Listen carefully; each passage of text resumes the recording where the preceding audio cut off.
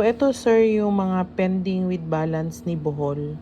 So, dito sa SOF 69415, so itong kay Chris Alves, 34 pieces po yung pinagawa niyang full bleed. Pinick up niya na yung 14 and then may remaining pa siya na 20 na hindi na pick up.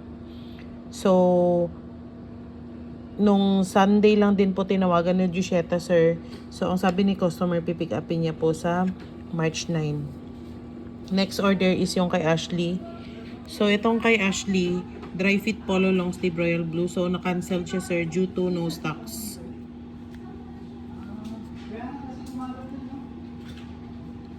Next naman po itong kay Nena Gamayon. So, CVC adult with DTF siya.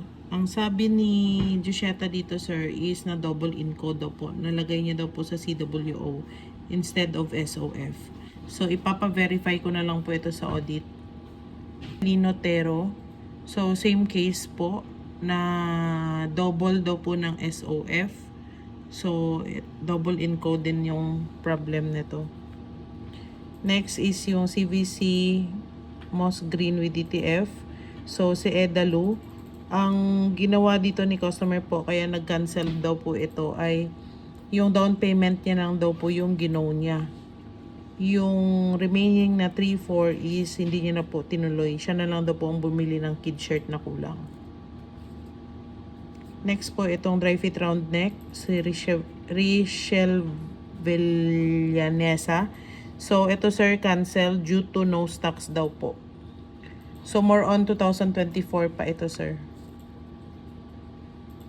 Next is long sleeve reflectorized, 25 pieces. Nagagalit daw po yung customer dito kaya nirelease na lang nila yung item. So, kulang pa si customer ng 1,650. Nagagalit daw po yung customer due to delayed na daw po yung order. So, parang nagpanic sila, nirelease na yung item. Pero tinawagan daw po ni Jusheta yung customer, magbayad daw po ng GCash tomorrow. Next is vacuum flush. So, ito lead time issue to sir, kaya kinancel. And then, may down siya na 2,000. Dito niya daw po dinown sa Nia Bohol. Same customer kasi itong si Romulo and Nia Bohol. So, itong vacuum flush niya, dito niya na lang po nilagay yung 2,000 niya na down payment. So, itong Nia Bohol naman, sir, na 50 pieces, 2024 pa rin to. Ang issue dito, bakit hindi pa siya nakukuha, ay nireceive daw po nila yung cheque, tapos nawala daw po yung cheque. Pero nakausap na po ni Jusheta yung customer. Nagkita naman daw po sa record ni customer na wala pong nabawas sa kanilang 20,500. So, magpapagawa siya ng affidavit of loss para ma-process ulit yung bagong cheque. Next, sir, is itong si Marinol. So, 2025 order na to. Shoulder board daw po yung pinapagawa ni customer. 270 pieces. So, ang nagawa lang 270 pieces. So, bali customer item ito. May lacking pa daw sila na 84 pieces kaya hindi daw po binayaran ni customer yung lacking niya. Pero kausap niya daw yung customer sir, magpapagawa daw ulit sa August. Next is umbrella. Umbrella. Etong item na to sir, nasa staff house pa. So, may kulang si customer na 10,000. Next po is bomber jacket. So, itong bomber jacket na to sir, na bigay na rin po yung item BISU Bohol. So, ang problem dito ay nagkamali po ng cheque. Name po ng cheque, nagkamali sila ng bigay. So, uulitin daw po ulit yung cheque. So, for process na po ito. Next po is itong Sansu. So, ito po yung tatlong order na to ay MTO siya. Hindi pa po nire-release yung cheque kasi may damage po ng isang damit. Kaya lacking po ng isa.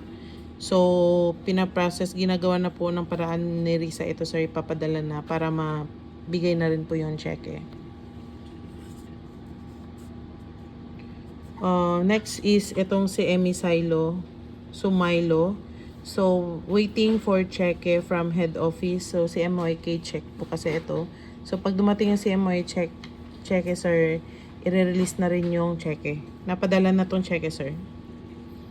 Itong Sansu, sir, so, additional order to ni Bohol. So, for pick up na rin yung check pag dumating yung isang locking. PQ color, white. Itong kay Rhea Merazol. So, nag-down payment po si customer ng 5,000. Ngayon po, parang nag-away-away yung mga customer.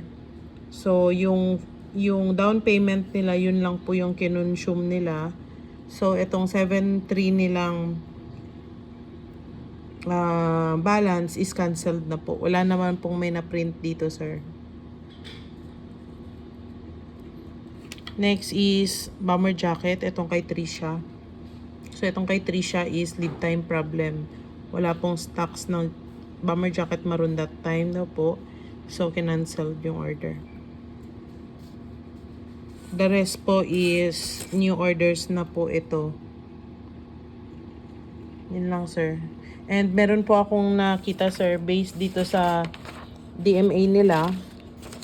Hindi po, sa pending AR nila, sir, hindi po nagre-reflect ang 2024 sa pending AR nila. Ang nagre-reflect lang po ay 2025.